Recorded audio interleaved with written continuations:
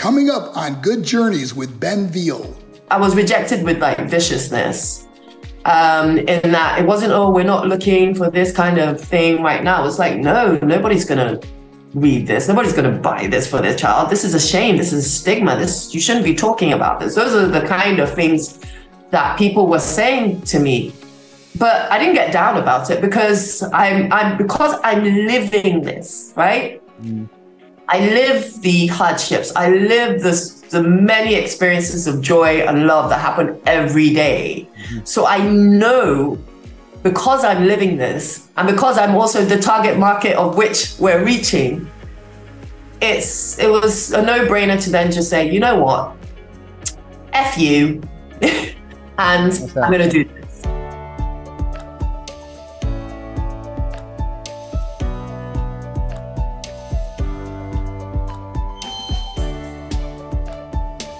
Welcome to Good Journeys with Ben Veal, the show that explores the trails traveled and lessons learned from some truly incredible people. Hello and welcome everyone to another purposeful Good Journeys conversation, exploring the lessons learned from trails traveled. My guest today has a real journey to share. She's a Nigerian author, mother and entrepreneur who is writing beautiful children's stories with real purpose. We're recording this conversation during Down Syndrome Awareness Month, and my guest will be sharing her experiences of being the parent of a child with Down syndrome, how that's changed her life and fueled her entrepreneurial drive to raise awareness around special needs, and the importance of representation for children in society today, especially why it's so essential for children to develop a strong sense of self. Joining me as my guest, and I'm going to do my very best to say this right, Tonye Faloughi-Ekezie. How was that, Tonye? Was that okay, almost? That was pretty good. I'll rate you maybe like a 75%. Okay, so you do it properly. Go on with your musical ending. So with my musical ending. So I say, Tonye Faloughi-Ekezie. Yeah, so I was about 75%. Okay, I've been practicing that, but you know. Not bad at all. Could have been More worse. than a lot of people, trust me. Exactly. So look, I'm so glad we're doing this today. I reached out to you after hearing about your beautiful books, and you've been doing kind of a bit of press recently around Down Syndrome Awareness Month, which is October as we record this, but you know, it feels a bit strange to have an awareness month for something that is obviously all the time, year round, and it's your life. So you know, I guess what's kind of compelled you at the start to kind of do a bit more media recently around this? Because I know you've got this beautiful series of books called Ugo and Sim Sim. So maybe that's a good starting point to tell me a bit more about the books, where the inspiration came from, and your purpose behind writing those. Well, I think that at this point, I published the books 4 years ago, the first set of books, but published between 2020 and 2022, 4 books. And I've never done a launch. I've never done anything like that. You know, I self-published. I did it the hard way, uphill battle, you know. Yep. But actually, it was probably the best thing for me to really understand how the whole publishing world works. Now, I have a publisher. I also have been very conscious of I need to push myself.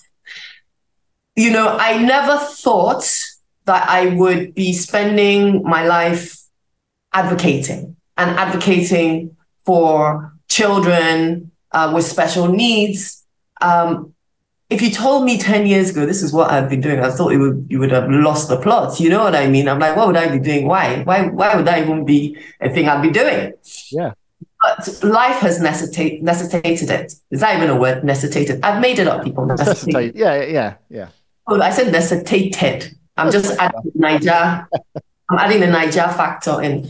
But really, it's because of my life. So when my boy Ugo, because I'm so original that I named the books directly after my children. That's lovely.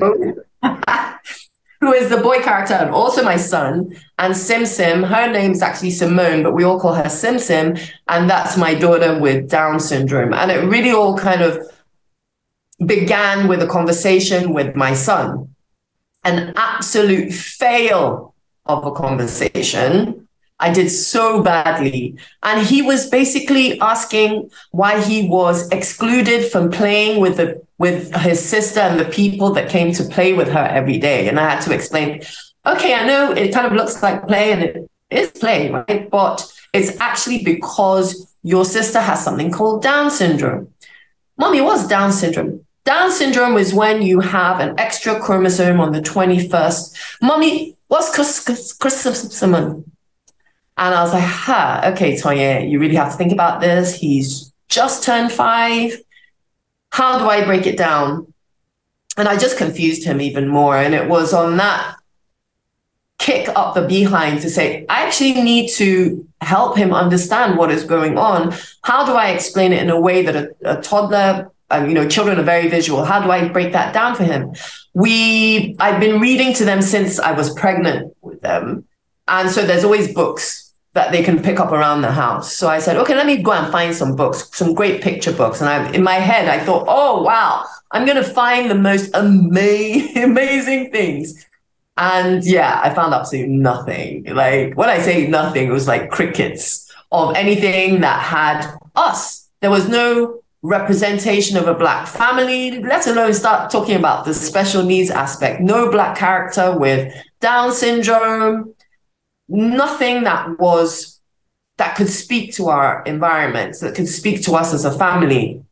What I did find were books that had Caucasian characters, and even then they were limited because there were only one-offs. So there were a couple of stories which we still read today, even though they've kind of grown up a bit, that we just all love. But we always like, why did they only do one? Why couldn't we continue to grow with these characters, which other neurotypical books do? Mm-hmm. Why can we not grow with these characters? So those things were kind of really disappointing. And then I just pulled on my background as a TV and film producer and said, you know what, I can create something around how this conversation with Ugo should have been. And that's essentially what kind of kicked it off. And then I just got inspired to write more stories, some that never left my laptop. And then because they enjoyed it so much and they felt so affirmed in it, I just started to kind of watch them and watch their needs and watch my daughter's needs and think, oh, wow, she learns a lot through music. Maybe I can create some songs. And this has really kind of just been very, very organic till I started the foundation called Simone's Oasis. So the idea of that is kind of a place of nurturing, of resource. You can come and be filled. You can come and chill. And it's fun, it should be a little fun. Our primary target market is kids. So we're doing kind of like a twofer, which is also great that this podcast is happening now because it's also Black History Month UK. So because I have a neurotypical child and I have a neurodivergent child, I'm also conscious of his needs and his needs of representation as a Black boy, as an African boy, right? And even of ourselves as a family. It's rare for Black children to see families and their characters told as human beings, not as animals in the jungle or in the savannah, but as actual human beings. And that was really something important that I wanted and also want to continue to engage in as well. I know you self-published the series. I understand from listening to another interview that you did that was not the original intention, but you were going to publishers, but that your publishing journey in some ways wasn't that dissimilar from what a lot of aspiring writers have experienced, but in other ways was very different. Can you tell me a bit about what happened when you reached out to publishers with the idea? Yes, because I didn't want to self-publish. That seemed very stressful. So I thought, okay, this is a great idea. Nobody's doing this. And it feels like a no-brainer as well, doesn't it? Like it feels like you'd hear that and you're like, oh yeah, there's no Black representation in children's books with Down syndrome. That sounds really obvious for a publisher. Really, really obvious. It seemed like a no-brainer to me. And because my son kept showing everybody these books and the feedback and responses we were getting from other people who had kids, neurotypical, but also other people that had kids with special needs, there was a market for this. I was like, okay, this is going to be no-brainer. So I sent it to publishers both in Nigeria, in Kenya, and in the UK and the US. I didn't expect anybody to answer me in the UK and US because I didn't have an agent. I know how that works. So I was not expecting to hear. However, in the African region, I was expecting to hear, and I would understand if I had just been rejected, but I was rejected with like viciousness. In that it wasn't, oh, we're not looking for this kind of thing right now. It's like, no, nobody's gonna read this. Nobody's gonna buy this for their child. This is a shame. This is a stigma. You shouldn't be talking about this. Those are the kind of things that people were saying to me. But I didn't get down about it because I'm living this, right? Mm. I live the hardships. I live the many experiences of joy and love that happen every day. Mm-hmm. So I know, because I'm living this and because I'm also the target market of which we're reaching, it was a no-brainer to then just say, you know what? F you. And I'm going to do this. Yeah. And that's really how it went on. And even then, once I had gone about printing it, it was a struggle for distribution because I met the same obstacles. I met the obstacles saying that we're not going to sell this. People will run away from our shop. They're not going to put, people don't want to face this. You can't, no, we're not going to have this in our shop. Or they would tell you that, oh, well, we only carry imported books. We don't carry books by Nigerian authors, which just blew my mind because I'm like, what are you talking about? We're in Nigeria. We're like 100% Black nation. How are you saying you're not going to carry books by Nigerian authors? It didn't make sense. And I would respond to them and say, I mean, I go to the UK and if I want to have my books in a store, they've been published and everything, nobody's going to tell me, as a British citizen, that they're not going to carry books by British authors. It's crazy. So there's that mindset of Nigerians, Africans are lesser than the global north. Mm-hmm. That what we make, the stories that we tell aren't worthy. And this is, if you think about bookstores which cater for children, distributors that cater for children, that means 99% of the content that they're supplying schools, that they're supplying families, does not represent the environment in which we're in, which is really, really sad. So that's something I really kind of actively combated. I started this thing called Our Books Matter, and that kind of got the attention, and that got our books into quite a few stores because I just shamed people. I just shamed them. Yeah. I would go to their stores and I would rate them out of 10 and have people vote, and I shamed them.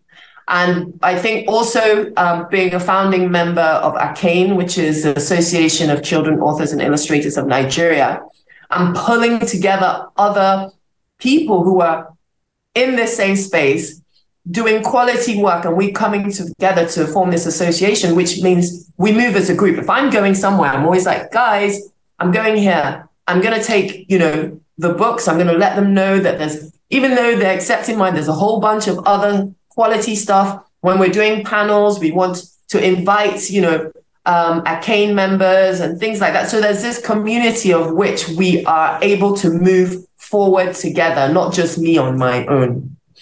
And I'm right in saying, am I not, that all of your books have been, with the Nigerian, the pride you've obviously got for Nigeria, all of your books have been 100%. Illustrated by a Nigerian illustrator, printed in Nigeria, which is that 100%. Right? So you've kept it very... Yeah, even with my publisher. So last year, what happened is then suddenly publishers in the African region started knocking on my door because I'd sold 5,000 copies on my own. And funny that, isn't it? Where suddenly there's interest now. Proof of concept almost. Yes.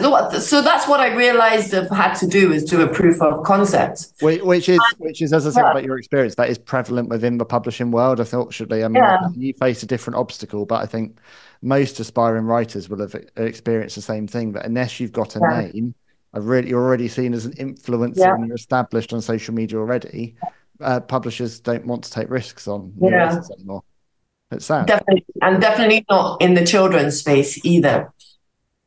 So, I mean, our stuff is consciously 100% Nigerian. And that kind of played a factor in my decision making on who I would go with. I ended up going with Ouida Books, Ouida Publishing, that's spelled Ouida, because they just got it. And the founder, Lola, she has experience in her family of special needs, of a nephew with Down syndrome, of neurodivergency within her own sphere. So she just got it. And she understood also my passion for it to be 100% Nigerian. Yeah. Because that's her passion too. They print in Nigeria as well. It's not the easiest path to take. But I think it's necessary for us to kind of wake people up to actually what is happening here, the talent that we have here. Globally, the world has woken up in terms of music, and it's waking up slowly to our stories. But as per the demographic for children's media, it's still very slow to pick up. And that still kind of boggles my mind, because Nigeria is more youth oriented. The majority of the population is under 18.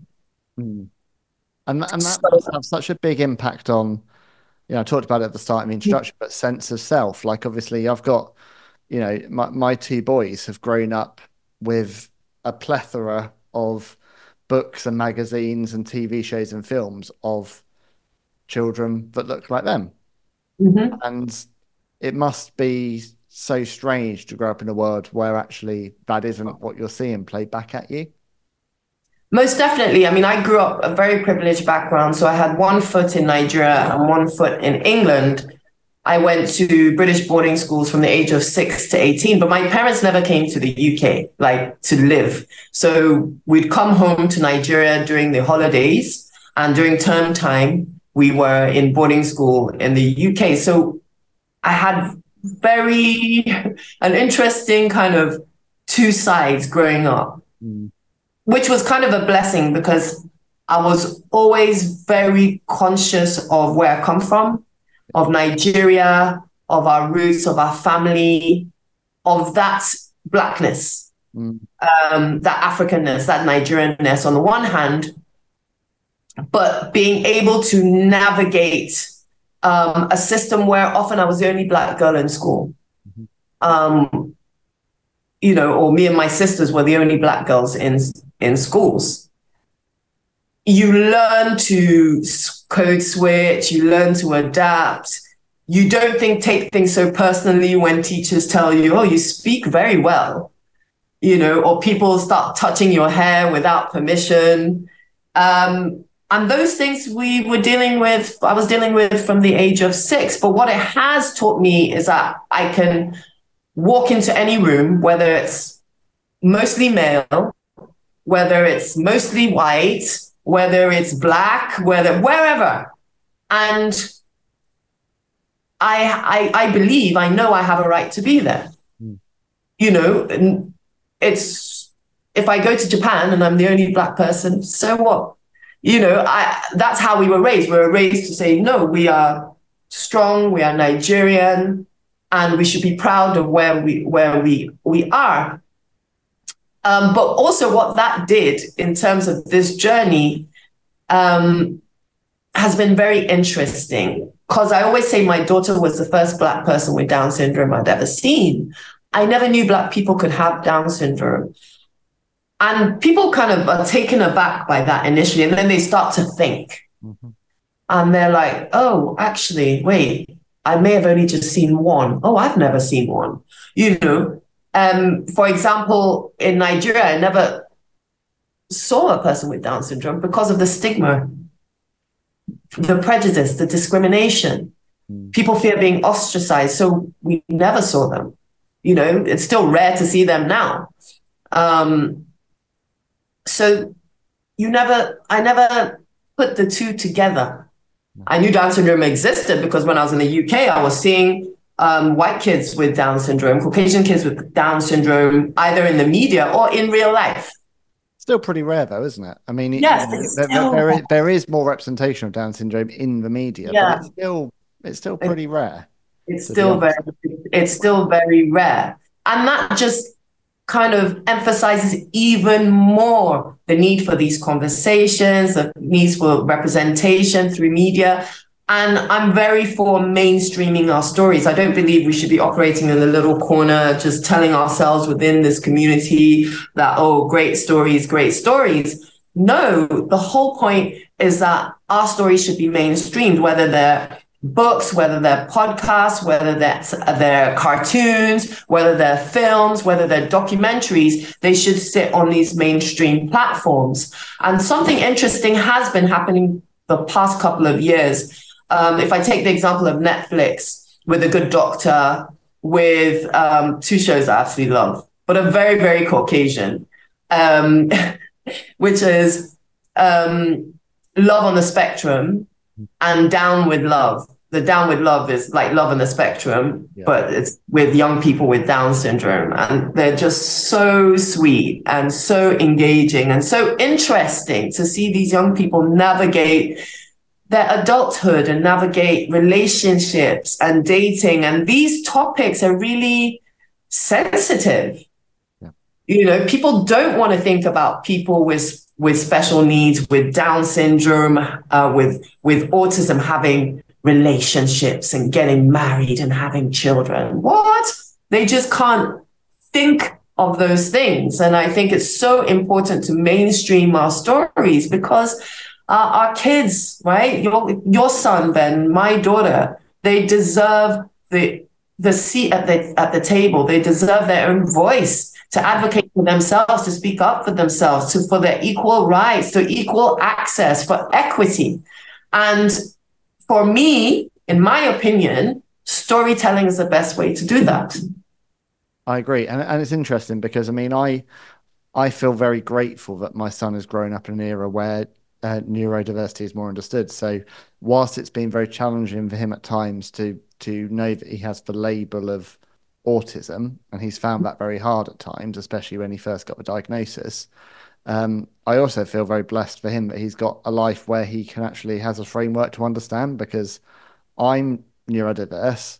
I've never had the structure of a label of a support. So I've navigated my way through to being a 40-year-old business owner and a husband and a father of two, still trying to learn coping mechanisms on the fly and failing sometimes because I don't have the framework. And at least, for better or worse, there's more understanding now. But I want to circle back on what you were saying about watching those shows.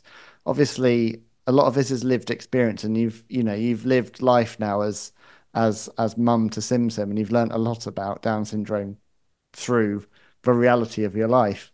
What have you learned that when you kind of take Ugo and then you take Sim Sim and you have a child with Down syndrome and a as you say neurotypical child, what are the similarities and what are the differences?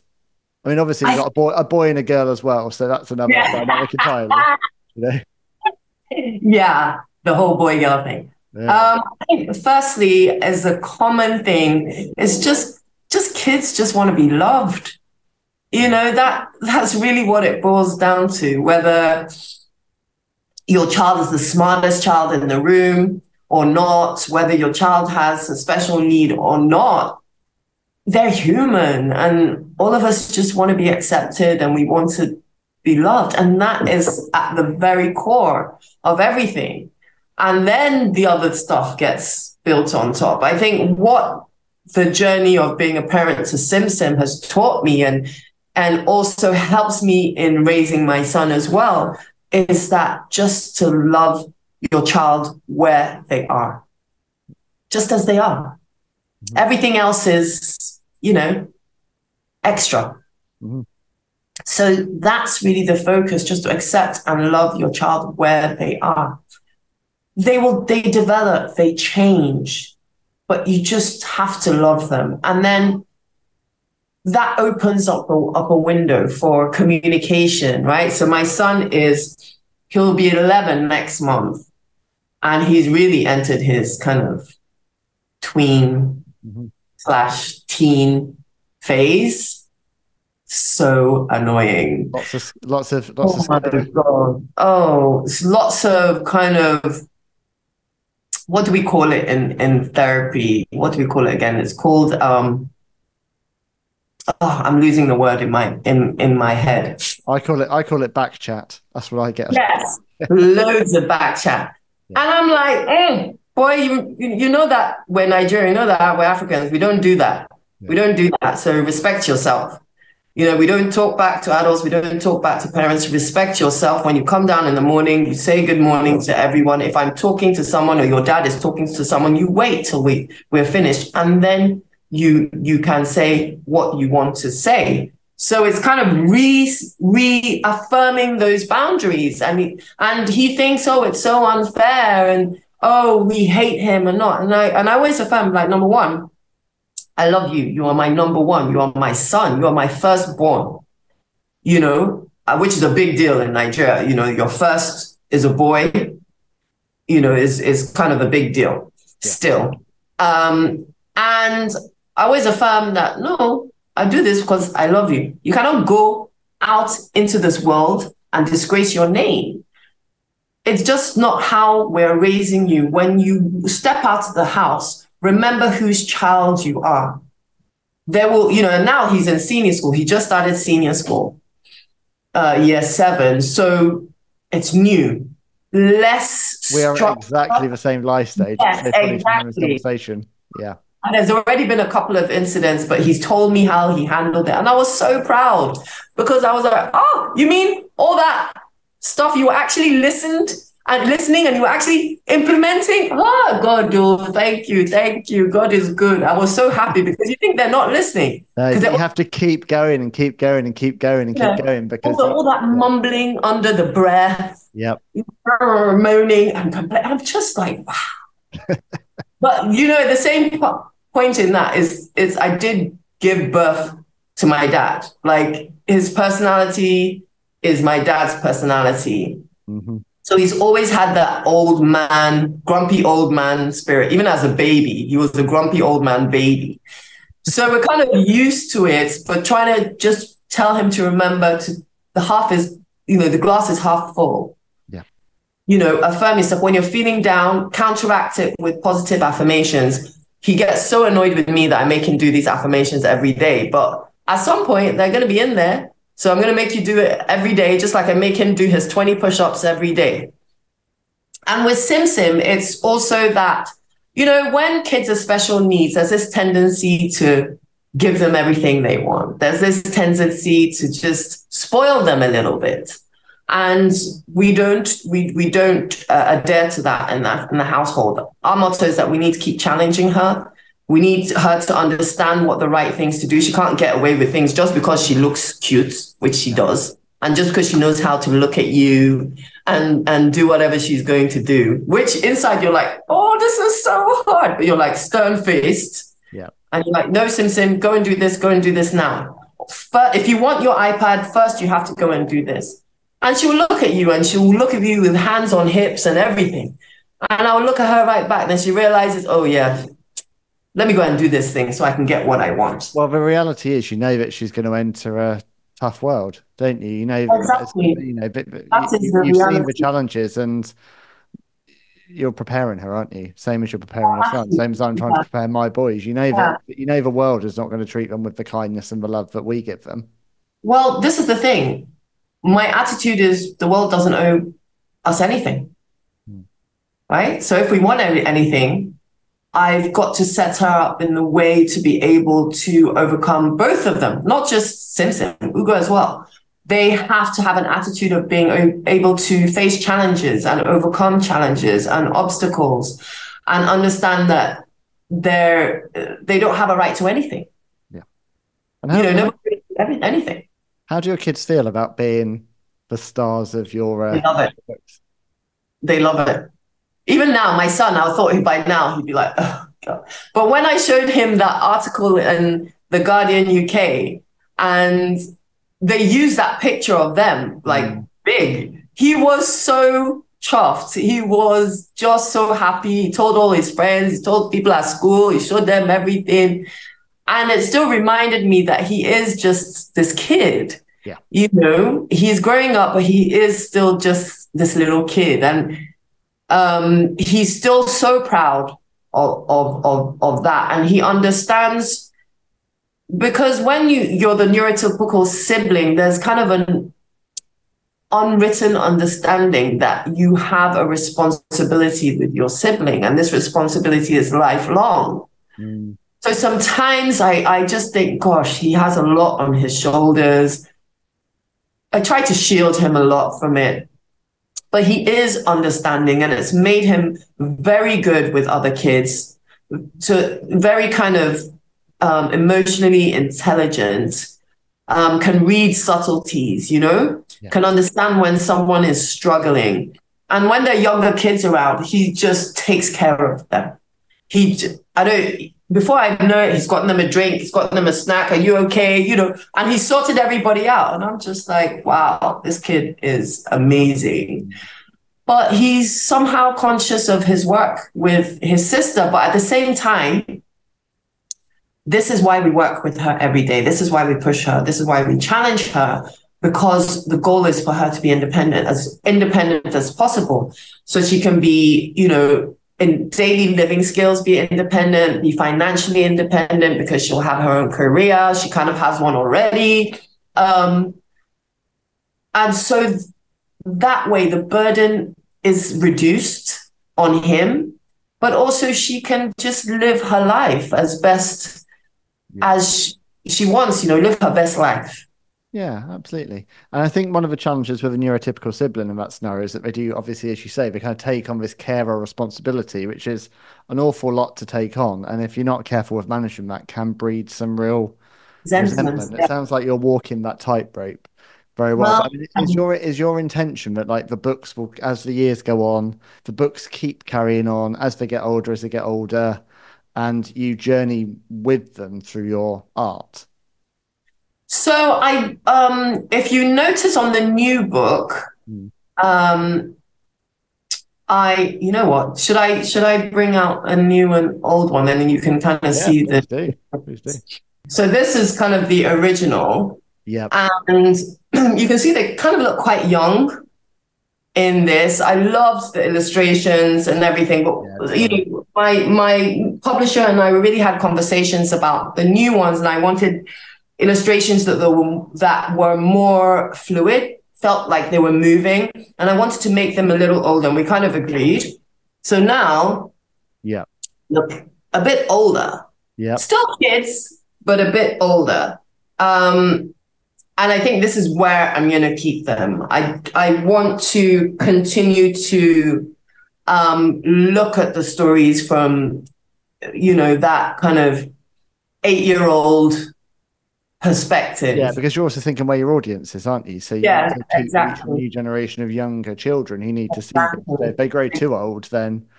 But it'd be interesting to see, like, obviously you've got your YouTube channel as well and content there. So maybe there's opportunities for an older version of the characters to also exist somewhere in the metaverse of. Yeah, I think that it's really about also understanding the desires of the kids, right? What do they want to do? My dream for Simone's Oasis, for it to become a neurodiverse production company, so that we are creating content, whether it's books, music, animation, podcasts, that are inclusive, both in front and behind. And therefore, we are employing both neurotypical and neurodivergent, special needs, you know, the whole spectrum, because there's so much space career-wise for young people with, you know, who just think differently, who are different in the creative sphere. And it's just a great area to be working with. It gives them a chance to tell their own stories, to be involved in telling similar stories of their experiences, to work with neurotypical colleagues. And so you're just creating this inclusive environment that is just empowering and employing young people, whatever their ability is, but also we're putting this amazing content into the mainstream, to kind of affirm this goal, to affirm this way of life, to change perceptions, and to then create kind of a society that accommodates and doesn't force people to fit in a certain way. You can adjust. We can all adjust. There's so much overlap between what you're talking and an earlier guest I had on the show, Pete Warmby, who's an autistic author, and his book is talking about how this world isn't built for autistic people.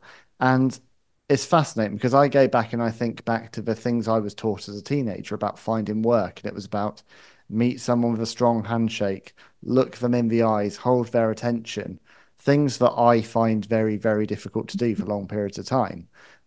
Where people think you're rude when you're looking over their heads or you're looking away because you don't actually want to look someone in the eyes for long periods because it makes you uncomfortable. What I love about the movement you're doing, what I'm trying to do, what I'm seeing more people doing these days and working with purpose around neurodiversity is we're creating hopefully more options for the next generation to enter the workplace on their own terms rather than on society's terms. I mean, partly what's in my head with my business is, am I creating a place where my children could potentially fall into? They'd have to work hard. No, exactly. there's no favors, but am I creating an environment which could become theirs? And it sounds like you're very similar. But I think it's an exciting time for neurodiversity, but it's for us to keep championing it. And as you rightly said, I mean, when I had my first child 11 years ago, I didn't go into this thinking, I'm going to become a neurodiversity champion. But I also didn't come into it. I didn't 11 years ago have any awareness that I was neurodiverse myself. So I've learnt huge amounts through journeying as a parent. I've heard you speak before talking about how parenting is your purpose. And I would completely echo that. Like I do lots of things that bring me joy, but it all comes down to, hopefully, is it good for my kids' future? I want to circle back to when you first found the diagnosis out, because I think this is really important as we're talking about Down syndrome awareness, because your experience sounds like not dissimilar to probably lots of people have experienced in terms of bedside manner of GPs and healthcare professionals when it comes to delivering news, and I've certainly been on the receiving end of that in the past. How when you found out that Sim Sim had Down syndrome, what was that journey like for you? Because I understand it was quite late. So I think it also starts with while you're pregnant. So many people get the diagnosis actually while they're pregnant. So I had Simone at 37. I had Ugo at 35. And both times I didn't want to know what sex my baby was. I didn't want to have the amniocentesis test because of the risks. And I was just like, I'm okay with whatever God gives me, And it's a test I've never understood. I remember being offered that on both times and being like, well, what am I going to do with that information? Now this is why. So especially with Simone's pregnancy at 37, they were very aggressive regarding, and this was in the UK because I was going for my appointments because I'm also because you fall into that lovely category. I remember my wife with this of our second child. Geriatric pregnancy. The first time I heard that, I thought it was the most hilarious thing. I'm like, these people have truly lost their minds, and it's clearly a man. Male doctor came out of that idea. Yeah. Geriatric pregnancy, and I was just like, oh my God, help these men. There are other words in English language, aren't there, to come up with? Yeah, I love that. Geriatric pregnancy, but I was like, okay, but they were really very aggressive. Every time I would go in, they'd be like, but you need to do this test. You have to do this test. You do because there are risks at your age. Blah blah blah blah blah blah. And I now went online. I'm like, why are they harassing me? Continues because it's getting irritating. I keep telling them I don't care that whatever I have, I'm having this child. And you're just reading up on what was going on. And it's because if there are anomalies that show up, especially things like Down syndrome, the next step is they advise you to terminate. That is the next step. So you go from, okay, having this pregnancy, you're just following all the instructions, you do this test, and then they tell you, oh, your child has Down syndrome. Okay, we recommend a termination. And I can't imagine making that kind of decision without having the full information. We trust our doctors, but our doctors get a really limited education on such, it's like a paragraph in a module. They don't interact with us families. They don't interact with these children. They don't understand the joy that you experience, the gift it is to have a child with Down syndrome. All you're told is, you know, it's probably best you terminate. Why? Because the child won't walk, they won't talk, they won't be able to work, they won't, you know, it's all the won'ts. And for me, I was not having that. I had to get them to write it in my file, not to ask me anymore. That's how upset I was. Yeah. So when I gave birth to her in the States. Nothing was flagged. Nobody picked up any Down syndrome. She didn't look like she had Down syndrome. She didn't, you know, for all babies that are born, right, there's this checklist. Checklist was fine. Passed through the UK when from like 8 weeks to 3 months, went to our appointments there. Nobody picked up anything. Got to Nigeria. Nobody picked up any, you know, there was nothing. She just was this typical baby. She didn't look Downsy until about 4.5 months. I don't even know if that's a word, Downsy, by the way. I just said Downsy. She didn't look like she had Down syndrome, but at 4.5 months, there was a choking incident. So I did baby first aid. I took her to the pediatrician here. And it was the follow-up appointment that the pediatrician now was like, I was like, what? So I want to test her for Down syndrome. Don't be upset because she doesn't have, I'm looking at her hands, she doesn't have the indicators. I'm looking at her feet, she doesn't have the indicators. I'm looking at her face, maybe the eyes, but I'm looking at your husband, it's the same eyes. But there's just something that she's not shaking. You know, she actually said there's something in her spirit. And for a doctor to say that, I was like, okay, you know what? Go ahead. Test her for Down syndrome. And lo and behold, it came out that she had Down syndrome. And that was kind of a real shock. But, you know, I always will thank the doctor for how she gave the news, right? Because 99% of the people I talk to, 99.9% of the people I talk to get that, I'm so sorry. They get that, I'm so sorry. Your boy has Down syndrome. I'm so sorry. Your baby has Down syndrome. I'm so sorry. And most are getting it either while they're still pregnant or when they literally have just pushed the baby out at birth. And being so vulnerable at the point of giving birth, for someone to then tell you and disregard your child. Saying your child is less. Yes, pretty much at the moment of birth. I don't know how I would have coped with that. So for me, getting that late diagnosis at 4.5 months was such a blessing. But also the way the pediatrician said it, she just said, it's not the end of the world. Your daughter can have a full, wonderful life. There's just a lot of work you need to do. You need to have her see the cardiologist. You need to have her see a physiotherapist. You need to do this, you need to do that. She gave us all the leaflets, helped us make the appointments, and we were on our way. Yeah. You know, so that's so much to be said for that, isn't there, in terms of people don't know how huge that is, because that reduces that time you're in denial. That reduces the time that you're, you know, pitying and down, because you realize, okay, we can do this. We can do this. There are professionals here. Let's go talk to the professionals. Let's see what's going on. And for me, that is such a gift. And we always try to tell medical professionals, please, when you are telling families this news, when you're telling parents this news, don't say, I'm sorry.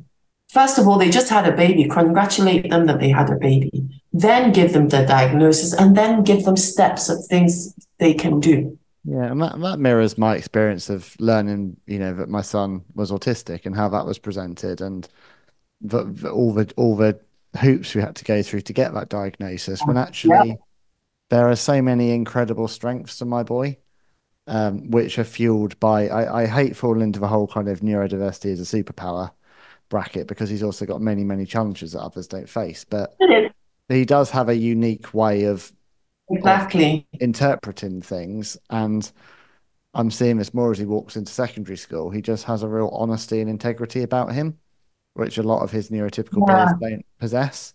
Yeah. And if those values can continue to be harnessed and not eroded by society, he's going to be an incredibly special man, for those reasons. And that they are things that are part of how he is wired.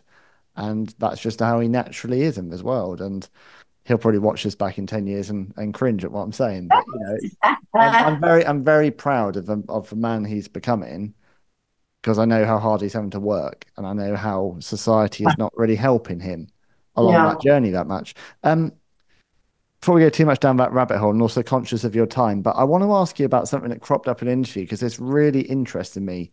You were talking about work, and about creative work, and you were talking about decolonizing the mind. Yeah. Could you talk me through that? Because that fascinated me. It fascinates me because I kind of realized just how colonized my mind is. And it's this journey that has kind of got me into the process of, wait, this doesn't add up. Let me go back and read about what is actually happening, So for example, I'm mixed race and I'm light skinned and I'm clearly mixed race. There's no, it's glaring. Yeah. So I stand out very much in Nigeria.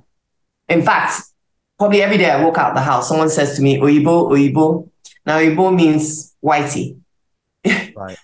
So every day I just hear, and I've been hearing it since I was a kid. I'm kind of used to it. So I've never fit in. And in England, I never fit in because I'm Black. And when that's said in Nigeria, is that is that a curiosity? Is that meant as an insult, or is that more of a curiosity? No, it's just kids say it. They think it's funny. Right. People in corporate settings say it. It just rolls off the tongue so easily. Oyibo pepe, and it's so funny. So when I was a kid, because I used to really get upset about it when I was a kid, and the other kids would be like, Oyibo pepe, yippee yippee pepe, and I would then reply, Blackie doo. If you eat amala, you go Blackie more.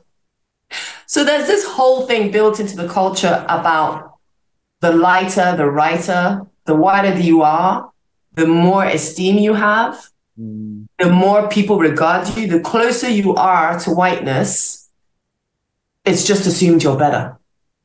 And that is really in our culture here. It's really, the colonizers did a great job of that, of kind of destroying our history and dismantling our togetherness. And the ultimate goal was to be as close to the white man as possible. And so that's still there. So the things you want to own, the work you want to do, the closer it is to, a British community or an American community, the more serious people are going to take you, right? So I always say kind of us mixed race ladies in Nigeria are kind of like the blondes of the way blondes are in the UK. You don't even have to be attractive. You just walk somewhere, everybody's looking. Because who's this one? This one, who is she with? What's she doing? Okay. Sometimes it just helps that I've just attended meetings with my husband. I haven't said anything. I've just dressed in corporate wear and attended meetings and nodded and taken notes. And he doesn't even introduce, they don't even know I'm his wife. Wow. because it seems there's business deals where the company is actually Nigerian, but they've just rented a British businessman for a meeting, and the deal gets done. Wow. So it's so endemic within our culture. And I was, realizing in terms of what I had in my household and what I was watching, and it was this journey that really kind of woke me up and said, hey, what do I want for my kids? Do I want them to be empowered in themselves? Do I want them to have good self-esteem? Then I need to make sure they understand who they are and where they come from. I remember around that same time, maybe about a year later, my son was about 6, and he was like, he didn't understand why he didn't have hair like Ronaldo, and he hated his hair. Why can't his hair be like Ronaldo? And I'm like, dude, you are Black. This is what grows out of our hair. You should be proud. It's beautiful. God has blessed you. And just affirming those things in his head. But he said, Mommy, but we're white now. And I said to him, okay, I know everybody when you go out is telling you Oyibo, but you're not white.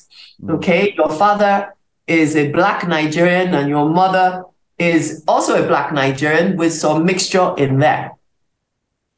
So you need to understand what that means to you. So the color of your skin, it's a blessing. The way your hair grows, it's a blessing. The shape of your lips, your nose, it's a blessing. God has created you as this beautiful boy. Be proud of who you are. Don't let anybody tell you you're less, because you are not less. And I affirm, I'm like, oh, you are Ekezie family.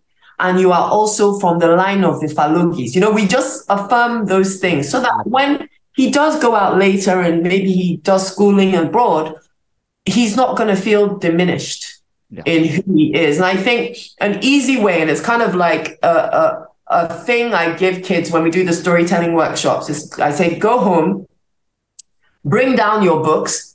When your mommy or dad is asking you, why are you making a mess? Oh, no. Sorry, it's homework. Auntie Tonye gave me homework. And separate the books into those which have animals, those with Caucasian characters, and those with Black characters. And 100% of the time, the least is the one, if there is even one book, is the one with Black characters. And that's a way of hitting the parents without talking, because they can see it.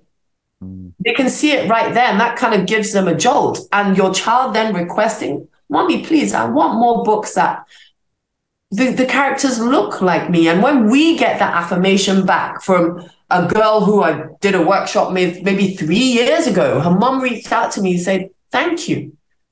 Because my girl, since that time, has been so confident in her dark skin and who she was.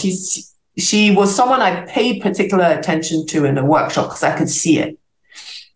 And so if they have access to this kind of narrative from a young age, then they're able to stand on their feet to fight for the space that they deserve. Because yes, we're fighting for inclusivity in terms of special needs, but we're also fighting for inclusivity as Black Africans, right? So right now, I've been going through a horrible, horrible process with an organization that's meant to be holding up female rights. I got invited to submit for a closed grant, and they've been micro-ghosting throughout. But each time they ask me for more information, I give them more, and they give deadlines of when we're going to hear.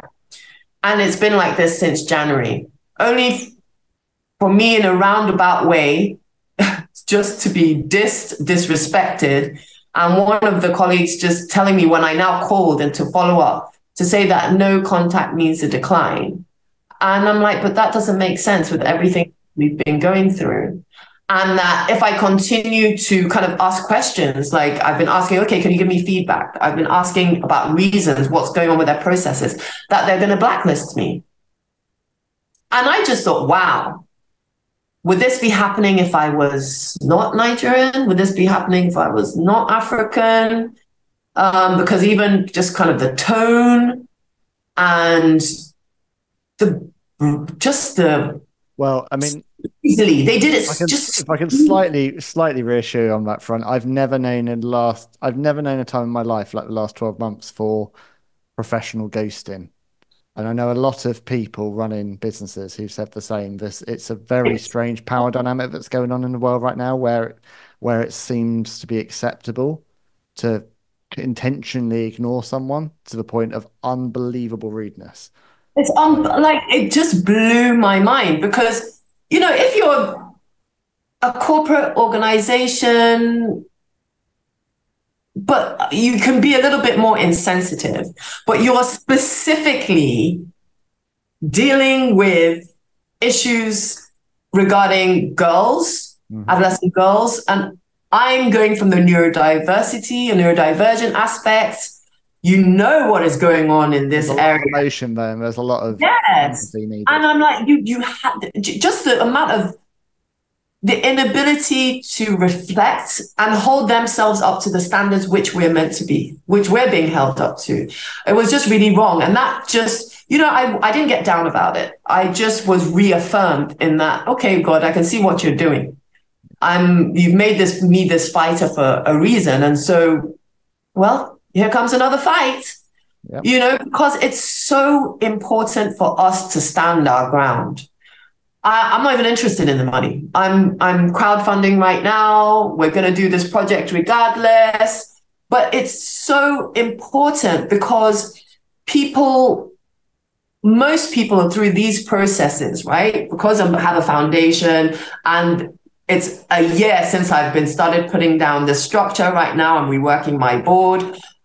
But I have come from such a diverse and exposed and privileged background that my attitude to these things is, I believe, is a little different. And I do demand respect. Whatever the decisions are. And I think that we are so used to kind of carrying back and being, oh no, women, we're meant to be quiet. Oh no, Africans, don't shake too much. Or if you shake it too much, they won't give you the money. And we can't do that anymore longer. Nobody's going to make the way easier for us if we don't demand it, if we don't stand our ground, if we don't force people to do the right thing. And that is really what is also in the very essence of what we do with these stories, right? It goes back to storytelling. It goes back to those values that we want to instill in children. And it just means that we're coming to school adults as well in this, isn't it? Yeah, well, look, I love the passion and the purpose behind what you're doing, and I'd love nothing more than at the end of this conversation that you tell my audience how we can get involved. How can we support you? You mentioned crowdfunding there. Obviously, you've got lots of different channels online, and I'm going to put some of your wonderful videos in the show notes as well. But how can my audience support you on the next step of your journey? Well, this October is a very busy month, apart from it being Down Syndrome Awareness Month and Black History Month UK. We are actually going to be having in about 2 weeks a new website coming up, which is going to make it really easy for people to support us in a myriad of ways. This is Simone's Oasis? Yeah, Simone's Oasis. So it's going to be simones-oasis.org when it comes up. And that's going to make it very easy for people to support in whatever way we can. Right now, if listeners are in Nigeria, they can support us by donating to our foundation in Naira. They can support us by buying the books from Wida. There's a link I'll share. And then for the communities abroad, they can really share from supporting our pages, from telling people about us, from ordering the books, and just watching this space, because you are going to be able to support us in a myriad of ways. We will have assets that people can purchase as well.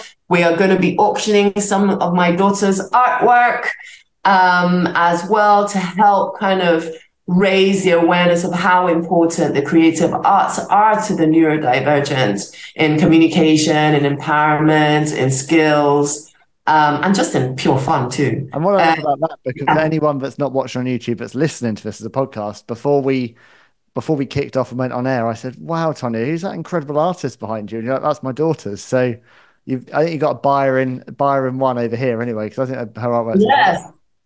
it's I've been admiring your own setting and how long that took. Needs a bit more colour, though. Oh, it's a sticker. I'm not going to lay claim to that. It's a sticker. I thought someone had really. It's an action sticker. I've just ruined everything about the creative stuff. It's a sticker. It's a beautiful sticker. Well, look, what I will do, as I always do, the show notes will be full of all the links. By the time this episode drops, your beautiful website sounds like will be live. But I just want to encourage everyone to connect with Tonye, to connect with Simone's Oasis. Where are you most active on social media? What's the best way for people to reach out to you? Sure. Instagram is always good, but we're Simone's Oasis on every platform apart from TikTok. And my guys were like, okay, you're finally going to have to do the TikTok thing. And then LinkedIn, you can find me on as Tonye Faloughi. I love LinkedIn, so you'll find me there. I absolutely love LinkedIn. But yeah, at Simone's Oasis on all social media, including YouTube. You can also check out some of our music, which is available to buy on wherever you buy your music. We have the Special Moms Africa podcast, which is so due for a new season, but I've been so busy. But you could listen to that podcast as well, Special Moms Africa, wherever you find your podcast. Amazing. Well, I really hope we can do this again at some point. I hope we can, journey together and regroup on this. But for now, I just want to thank you, Tonye, for coming on, for being such an incredible guest, and for all you are doing. Thanks for having me. I really appreciate it. And a couple of thank yous just to round off. I always thank my producer, Jeff Easton from Tall Lake Productions, who brings this show to life wonderfully. Thanks to all of you for joining us. If you've been positively impacted by today's conversation, please share it, please forward it on. Please let Tonye know what you think on social media. That's it for today. I've been Ben Veal. This has been Good Journeys. Keep on climbing, and I'll see you soon. Bye.